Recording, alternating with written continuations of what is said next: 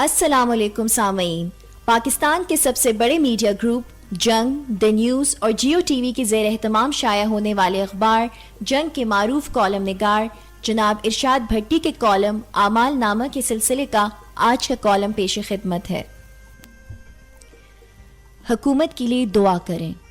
شیخ ہوں جس کا بچپن خسرے اور جوانی خسارے میں گزری، جس کی جسامت ایسی کہ پیدل بندہ تو اس کی شلوار میں نالا بھی نہ ڈال سکے، جو بڑا ہی مادہ پرست، یہاں مادہ سے مراد وہی جو آپ سمجھ رہے ہیں، جسے چینی اور نکتہ چینی ناپسند،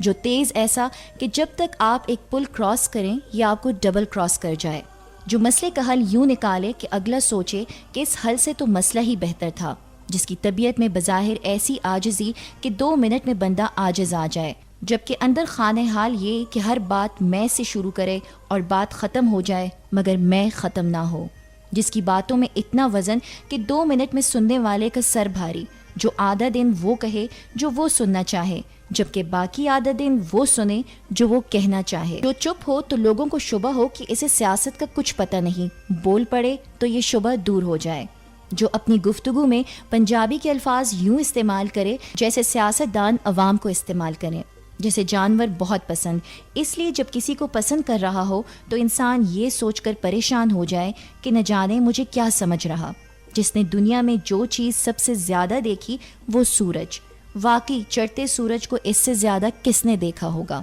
جب کوئی اقتدار میں ہو تو یہ اس کے دائیں بائیں ملے اور جو ہی اقتدار جائے تو یہ دائیں بائیں ہو جائے، جو مصیبت میں کام آنے والے کو کبھی نہ بھولے، خاص طور پر اس وقت جب یہ پھر مصیبت میں ہو، جو کسی کو سنجیدگی سے نہ لے، جس کو سنجیدگی سے لے وہ مذاق بن جائے، جس کا سیاسی قد اتنا کہ دیکھنے والے کی دیکھتے ہوئے پگڑی گر جائے، یہ علیحدہ بات کہ اکثر یہ پگڑی آگے کو ہی گرے، جس کی 30 سالہ سیاست کا ایک ہی اصول کہ کوئی اصول نہیں، جو کسی پارٹی میں کھپ نہ سکا، جس پارٹی میں گیا وہاں کھپ پڑ گئی،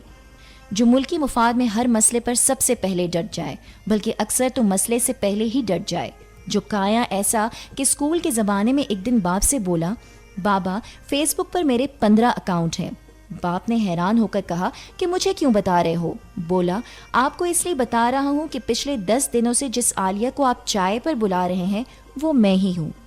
جو حاضر جواب ایسا کہ ایک مرتبہ جب ایک دوست نے کہا کہ میں اس لڑکی سے شادی کروں گا جسے لطیفے پسند ہوں، تو بولا فکر نہ کرو، تم سے شادی ہی وہی کرے گی جسے لطیفے پسند ہوں گے، جس سے ایک دفعہ جب پوچھا گیا کہ ایک سیاست دان سے ناقابل اعتبار کون، تو کہنے لگا 2 سیاست دان، جس سے ایک بار جب سوال ہوا کہ اگر ہمارے ملک سے سیاست نکال دی جائے تو باقی کیا بچے گا، تو جواب آیا ملک بچے گا،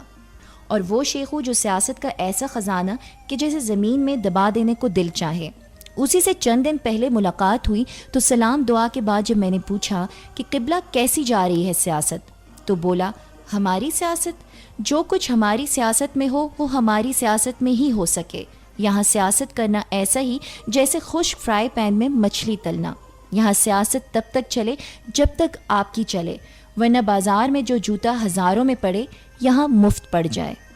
سب سیاستدان مل کر اپنی سیاست کو ٹھیک کیوں نہیں کر لیتے؟ میرے اس سوال پر شیخو کا لہجہ اچانک تنزیہ ہو گیا۔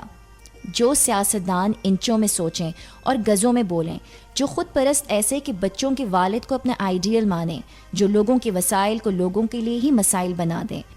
جو اسمبلیوں میں پہنچ کر عوام کی طرف پشت کر کے سوچیں کہ عوام ان کی پشت پر، جو عوام سے پیار کریں تو لگے کہ پی آر کر رہے، اور جن کی صلاحیتیں دیکھ کر یہ لگنے کی بجائے کہ دریا کو کوزے میں بند کیا گیا، یہ لگے کہ کوزے کو دریا میں بند کر دیا گیا، وہ سیاستدان سیاست ٹھیک کرنے کی بجائے خود ٹھیک ہو جائیں تو یہی بہت۔ شیخو نے جیسے ہی بات مکمل کی تو میں نے اگلا سوال کر دیا، 2 نومبر کو اسلام آباد بند کر کے میاں صاحب سے استعفیٰ لینے یا انہیں تلاشی دینے پر مجبور کر لیں گے؟ ایک لمبی اور ٹھنڈی سانس لے کر شیخو نے کہا،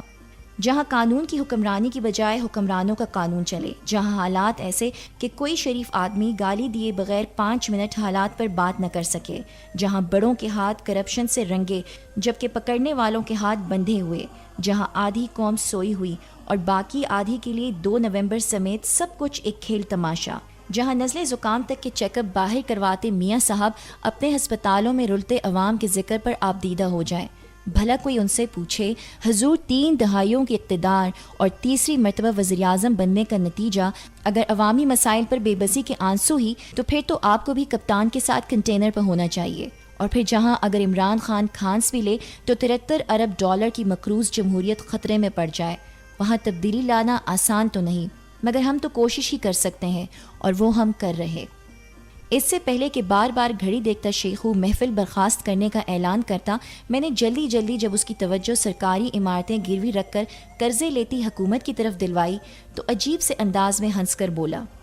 جب دنیا بھر میں حکومتی گارنٹی کی کوئی حیثیت نہ ہو، جب حکمرانوں کی زبان پر کوئی اعتبار نہ کرے، اور جب اتنا قرضہ لیا جا چکا ہو کہ اگلے 20 سال تک پیدا ہونے والا ہر پاکستانی مقروض ہو، تب گنجی نہائے گی کیا اور نچوڑے گی کیا؟ مطلب بیچاری حکومت کے پاس سرکاری عمارتیں گروی رکھوانے کے علاوہ بھلا آپشن ہی کیا؟ باقی اپنے وہ تمام پانی کے بلبلے کہ جن کی وطن پرستی پانی کے بلبلوں جیسی، ان سے یہی گزارش کہ اپنے کچن کے مسائل کا ذمہ دار IMF اور ورلڈ بینک کو ٹھہراتے ہوئے، اپنے گھر کا فریج خراب ہونے پر امریکہ کو کوستے ہوئے، اور ٹی وی کے آگے ہاتھ پر ہاتھ دھرے انقلاب کی خواہش کرتے ہوئے، برائے مہربانی نواز حکومت کی زندگی اور صحت کے لیے بھی دعا کر دیا کریں،